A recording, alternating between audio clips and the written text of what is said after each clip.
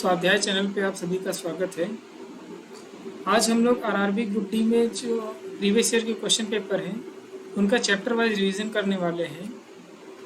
तो आज का हमारा टॉपिक है एंशिएंट हिस्ट्री में प्री हिस्टोरिक पीरियड। तो आज हम उनके क्वेश्चन सॉल्व करने वाले हैं। तो आइए देखते हैं। आज का पहला क्वेश्चन है, सिंधु घाटी सभ्यता कितने वर्ष पुरानी है? आपके ऑप्शंस हैं 1000 ईसा पूर्व, 5000 ईसा पूर्व, 3000 ईसा पूर्व या 8000 ईसा पूर्व। देखिए यहाँ पर ईसा पूर्व लिखा हुआ है, तो ईसा पूर्व का मतलब होता है बिफोर क्राइस्ट, यानी कि बीसी, यानी कि ईसा मसीह के जन्म से पूर्व का जो समय कहलाता है उसे ईसा पूर्व कहते हैं, बिफोर क्राइस्ट यानी बीसी।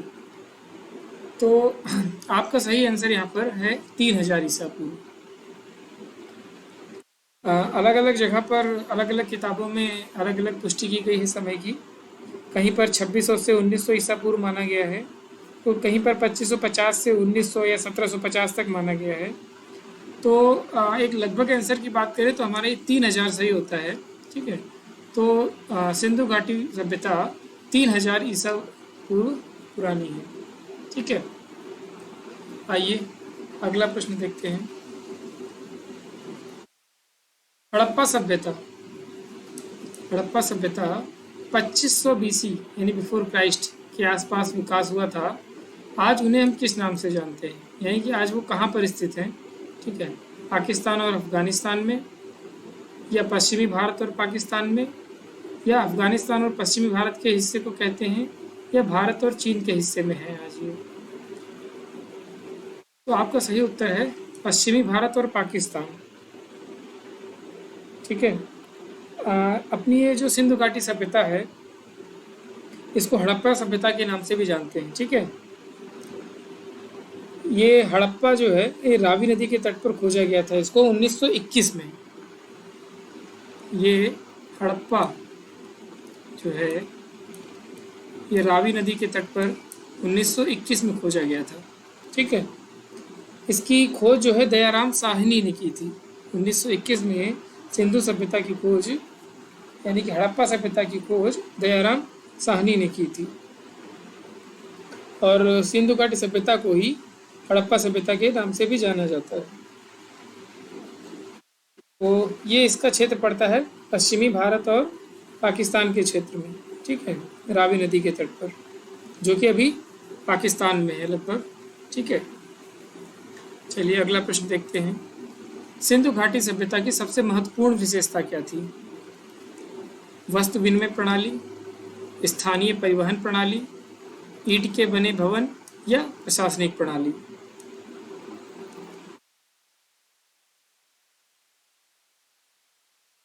तो वस्तु विनिमय, विनिमय का मतलब लेन देन। ठीक है, यानी कि वस्तु का विनिमय। पहले पैसा तो हुआ नहीं करता था, तो एक वस्तु के बदले आप दूसरी वस्तु देकर, वस्तु के बदले वस्तु का विनिमय यानी लेन देन करके हम सामान, जिसको जो सामान की जरूरत थी एक दूसरे से विनिमय कर लेता था, यानी बदल लेता था। ठीक है, तो एक वस्तु के बदले दूसरी वस्तु दे दी जाती थी। तो ये वस्तु विनिमय प्रणाली है। स्थानीय परिवहन प्रणाली, या ईंट के बने भवन, या प्रशासनिक प्रणाली? तो आपका सही उत्तर है ईंट के बने भवन। यानी कि उस समय जो है ईंट का प्रयोग किया जाता था हड़प्पा बस्ती बनाने के लिए। तो जो ईंट होती थी, है ना, वो 4:2:1, ये 4:2:1 क्या, ये ईंट का आकार है। ठीक है, इन ईंटों का प्रयोग किया जाता था, लेंथ, विड्थ और हाइट। ठीक है, ये आपकी एक ईंट हुआ करती थी ऐसे, ये इसकी हाइट हुआ करती थी, इनका अनुपात है ईंट के आकार का। ये आपकी लेंथ है जो कि 4, ये आपकी विड्थ है ये। ठीक है, ये होती थी 2 के अनुपात में, और ये हाइट है ये होती थी 1 के अनुपात में। यानी कि ऐसा इसका ईंट का आकार हुआ करता था। ठीक है, हालांकि ये इम्पोर्टेंट नहीं है। तो सिंधु घाटी सभ्यता की सबसे महत्वपूर्ण विशेषता क्या थी? ईंट के बने भवन। ठीक है, चलिए अगला प्रश्न देखते हैं। सिंधु घाटी सभ्यता है यानी कि सिंधु घाटी सभ्यता को और किस नाम से जानते हैं? ताम्रयुगीन सभ्यता, लौहयुगीन सभ्यता, अक्षयुगीन सभ्यता या कांस्ययुगीन सभ्यता। तो आपको पता है कि सिंधु घाटी सभ्यता को कांस्ययुगीन सभ्यता भी कहते हैं, ठीक है, क्योंकि इस सभ्यता में सबसे पहली बार कांसा एक धातु है ना, कांसा या कांस्य, तो इस धातु का उपयोग किया गया था, इसलिए इसको कांस्ययुगीन सभ्यता के भी नाम से जानते हैं। और ये जो कांसा बनता है, कांसा, ठीक है ना, इसको जो है ये कांस्य, ये मिश्र धातु है, और ये जो है तांबा, ये तांबा और टिन से मिलकर बना होता है। तांबा यानी कॉपर, इसको कॉपर से डिनोट करते हैं और इसको एसएन से डिनोट करते हैं, ठीक है। इसमें तांबा जो है 80% होता है और टिन जो है 20% होता है, यानी कि 20 चौक 80, 4:1, 4:1 के अनुपात में होता है तांबा और टिन, ठीक है। अब यहाँ पर मिश्र धातुओं की बात चल रही है, तो यहाँ पर एक और मिश्र धातु है आपकी पीतल, यानी कि ब्रॉन्ज, ठीक है ना, ब्रॉस, ठीक है ना, ये ब्रॉस, पीतल। तो जो पीतल है आपका, ये मिलकर बना होता है तांबा और जस्ता से। तांबा यानी कॉपर और जस्ता यानी जिंक, Zn, ठीक है। और एक आपकी और है जर्मन सिल्वर। कांस्य तो मिलकर बना होता है तांबा और टिन से, ब्रास मिलकर बना होता है तांबा और जस्ता से, जबकि जो जर्मन सिल्वर है, एक और मिश्र धातु है जर्मन सिल्वर, ये मिलकर बना होता है तांबा, जस्ता, और इसमें एक चीज़ और मिला दें, तांबा और जस्ता मिला देंगे तो बनेगा ब्रॉस यानी पीतल, लेकिन इसमें अगर निकल भी मिला दें, ठीक है, इसमें अगर हम निकल भी मिला दें यानी Ni, Zn, और ये कॉपर, जर्मन सिल्वर बन जाएगा ये, ठीक है। तो कांसा में मिलकर बना होता है तांबा और टिन, जो कि 80% तांबा होता है और 20% टिन होता है, यानी 4:1 के अनुपात में होता है ये। पीतल बना होता है तांबा और जस्ता से, जबकि जर्मन सिल्वर बना होता है तांबा, जस्ता और निकल से, ठीक है। अगला प्रश्न है, सिंधु घाटी सभ्यता के लोग बनाने के लिए, यानी कि क्या बनाने के लिए तांबे और टिन का प्रयोग करते थे? तांबा यानी कॉपर और टिन, जिसको मैंने भी एसएन से डिनोट किया था, और ये कॉपर, अभी मैंने बताया था आपको कांसा, ये मिलकर बना होता है कॉपर और टिन से, ठीक है, जिसमें 80% कॉपर होता है यानी तांबा होता है और 20% जिंक होता है, यानी 4:4:1 के अनुपात में होता है, ठीक है। यहाँ पर हम सभी आरआरबी जो क्वेश्चन आए हुए हैं उन्हीं को डिस्कस करेंगे, फिर लास्ट में जो है आपके जो कुछ इंपॉर्टेंट क्वेश्चन होंगे उनको भी ले लिया जाएगा, लेकिन अभी के लिए आपको आरआरबी के क्वेश्चन की प्रैक्टिस कराई जाएगी, क्योंकि एग्ज़ाम बहुत ही नज़दीक है, ठीक है। 17 अगस्त से एग्ज़ाम बताए जा रहे हैं, तो नोटिस आ गया है, बाकी अभी देखते हैं।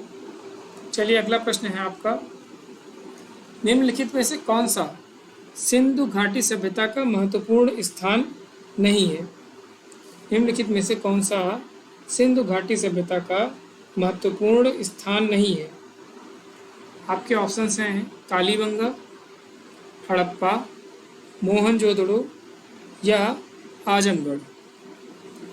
तो देखिए, आपका जो सिंधु घाटी सभ्यता है उसमें आपके जो नगर थे वो मोहनजोदड़ो था, हड़प्पा था जो कि रावी नदी के तट पर था, चंदुगड़ो है, धौलावीरा है, राखीगढ़ी है, कालीबंगन है, और भी कई राज्य हैं और भी कई स्थान हैं, यानी कि नगर हैं। लेकिन यहाँ पर आपको आजमगढ़, ठीक है ना, आपको सिंधु घाटी सभ्यता में आजमगढ़ नहीं मिलेगा, ठीक है ना, ये जो है आजमगढ़ आपका सिंधु घाटी सभ्यता में नहीं है। बाकी कालीबंगा है, हड़प्पा है, मोहनजोदड़ो है। तो आपका इस प्रश्न का सही उत्तर है आजमगढ़, जो कि सिंधु घाटी सभ्यता का स्थान नहीं है, यानी स्थल नहीं है। आइए अगला प्रश्न देखते हैं। किस भाषा में मोहनजोदड़ो नाम का अर्थ मुर्दों का टीला है? मुर्दों का टीला मतलब मृतकों का टीला। ठीक है, यहाँ पर यह है मृतकों का टीला। ठीक, तो आपको बताना है किस भाषा में, फारसी, उर्दू, सिंधी, हिंदी या सिंधी। ठीक है, आपके 4 ऑप्शन हैं, फारसी, उर्दू, हिंदी या सिंधी। तो सिंधी भाषा में, क्योंकि आप जानते हैं सिंधु घाटी सभ्यता भी इसको बोलते हैं। ठीक है, तो ये जो है सिंधी भाषा में मोहनजोदड़ो का अर्थ होता है मृतकों का टीला या मुर्दों का टीला। ठीक है, और इस नगर की खोज की थी 1922 में राखलदास बनर्जी ने। राखलदास बनर्जी। ठीक है, और हड़प्पा की खोज 1921 में दयाराम साहनी ने की थी। दयाराम साहनी। ठीक है, ये हड़प्पा है क्योंकि रावी नदी के तट पर है। और मोहनजोदड़ो, जिसकी खोज 1922 में राखलदास बनर्जी ने की थी। ठीक है, चलिए अगला प्रश्न है। हड़प्पा के लोग निम्नलिखित भगवान में से किसकी पूजा नहीं करते थे?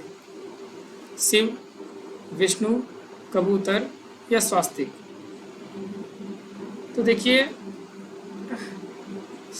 हड़प्पा के लोग जो है, एक मुहर थी, ठीक है ना, मुहर जिसको मुद्रा के रूप में यूज़ करते थे, तो उस मुहर में स्वास्तिक चिन्ह बना होता था। यानी कि इससे कि मालूम पड़ता है कि वो स्वास्तिक को मानते थे, यानी कि उसकी पूजा करते थे। ठीक है, और स्वास्तिक में उसी में मुहर में एक शिव की आकृति भी बनी थी, यानी कि इससे ये भी पता चलता है कि वो शिव की भी आराधना करते थे। और वे पशु पक्षियों के भी प्रेमी थे, यानी कि कबूतर की भी वो पूजा करते थे, यानी कि उसको एक दर्जा देते थे। ठीक है, तो यानी कि यहाँ पर विष्णु जी का कोई जिक्र नहीं मिलता है, तो यहाँ पर इसका सही उत्तर होगा विष्णु, यानी कि वो उनकी पूजा नहीं करते थे। बाकी शिव, कबूतर और स्वास्तिक को आराध्य के रूप में मानते थे। ठीक है, तो यहाँ पर इसका सही उत्तर है विष्णु। आइए अगले प्रश्न को देखते हैं। सिंधु घाटी सभ्यता के लोग किसकी पूजा करते थे? देखिए, इसके पहले पूछा था कि किसकी पूजा नहीं करते थे हड़प्पा में, और यहाँ सिंधु घाटी सभ्यता के लोगों के बारे में पूछा जा रहा है कि वो किसकी पूजा करते थे? हनुमान, काली, अयप्पा या पशुपति जी। तो इसका सही उत्तर है पशुपति, यानी कि ये जो त्रिमुखी देवता थे पशुपति जी, उनकी पूजा करते थे सिंधु घाटी सभ्यता में। ठीक है, बाकी की पूजा नहीं करते थे, ये पशुपति भगवान को ही मानते थे सिंधु घाटी सभ्यता के लोग।